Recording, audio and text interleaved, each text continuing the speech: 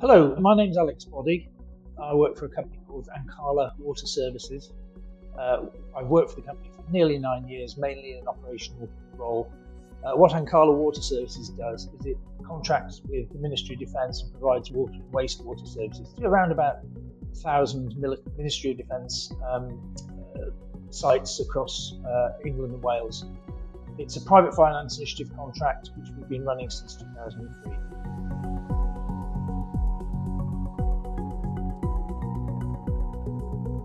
Probably something around music. I'm a keen musician.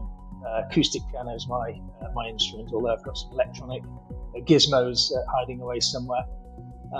Way back in my youth, in the early 80s, I was quite good friends with a guy called Mark Lickley who played bass guitar very, very well for a band called ABC.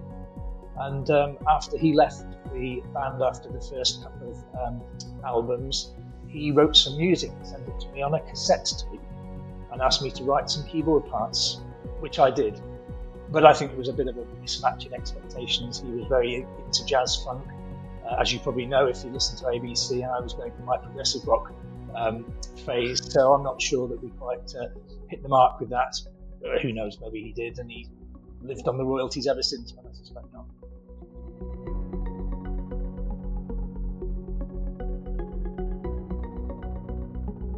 My first impressions of process management and Lean Six Sigma was why wouldn't a business do this? And it all came about because I think we knew as a management team that we wanted to, if you like, do process management. I don't think we knew what that meant or how to do it. So I was taken out of an operational role and put as a bit of business improvement champion and sent on a course to understand Lean Six Sigma. And it was then, that was really my first introduction to Lean Six Sigma. Now it was zero, I had zero knowledge or experience, 0 to black belt in 8 days. I wouldn't recommend that. It was very intense. And to be fair, we've never used the Six Sigma side of things in the business. It's been all around about Lean. So I would recommend green belt training for somebody with no experience. But I came away from that course thinking, yes, I understand, and I think we should adopt this as a business, and we'll do very well by doing so.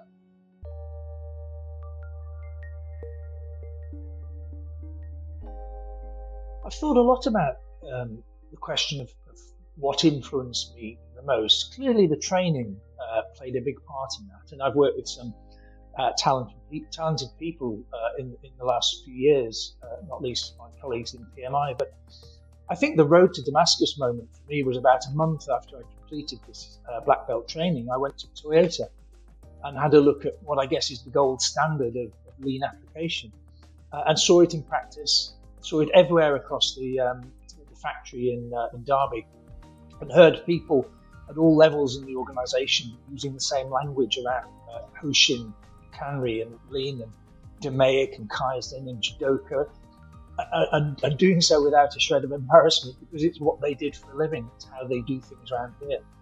And it really struck me that they live and breathe it.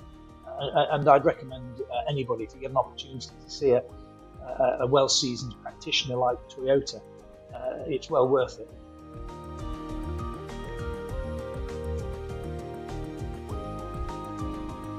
I'm somebody who needs structure and order, or I perform better in an environment of structure and order.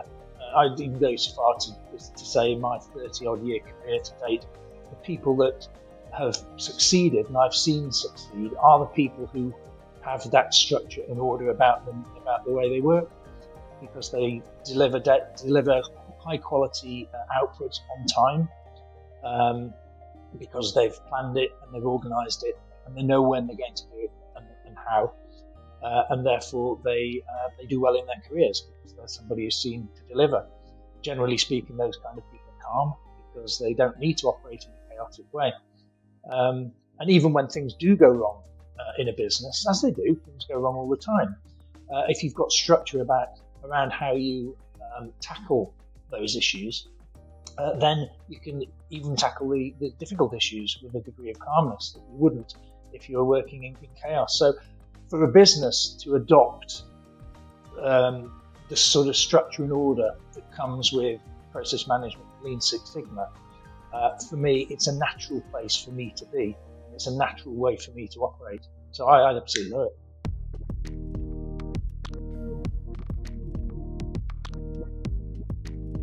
What I would look for is structure and order. I would like to see highly visible lead process measures that are up to date and that people are using them, maybe through team huddles. Everything I would see would be up to date. Everything would be tidy.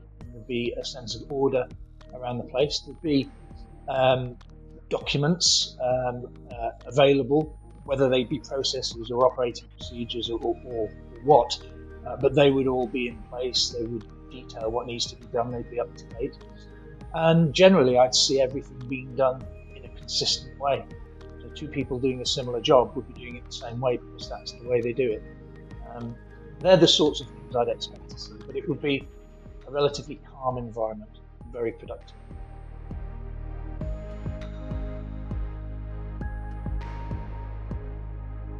Yeah, it's advice to somebody at the beginning of their career. I would suggest having a look. There's plenty of online resources that will give you the basics of process management, Lean Six Sigma, such that you would be able to go to your first job interview and ask a company that you're interested in working for, how do you practice continuous improvement? And you'll know from your brief research whether they genuinely do or don't. And I also think it's a great question. They'd rather hear a question like that from you than what kind of company car am I going to get, or whether I can work from home. So I think it would help you in the interview. But really, if you're interested in continuous improvement in your potential employer, then you need to be asking about it. You need to know enough to understand the answer. That would be my advice.